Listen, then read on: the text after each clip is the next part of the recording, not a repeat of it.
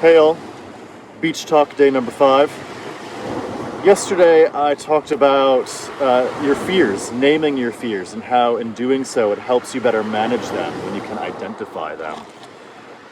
Today I'd like to talk about a tradition that I grew up with, a verse from the Bible that says, "Perfect love casts out all fear."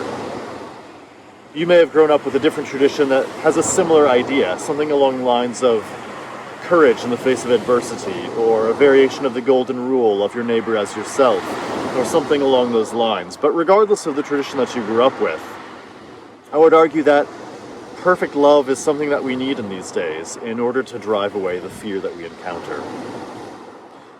You know, fear does really good things for us, actually. It helps us mitigate risk. It keeps us from harm.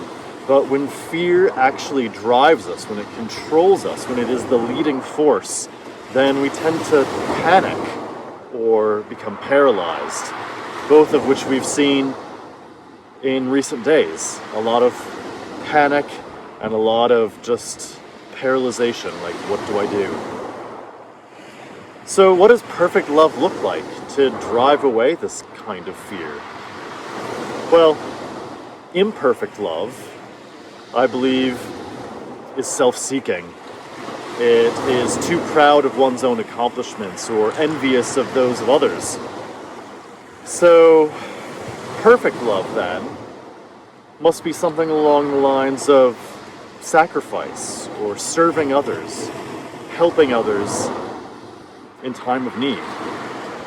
So when it comes to naming those fears that we talked about yesterday and identifying them, how can perfect love drive those away?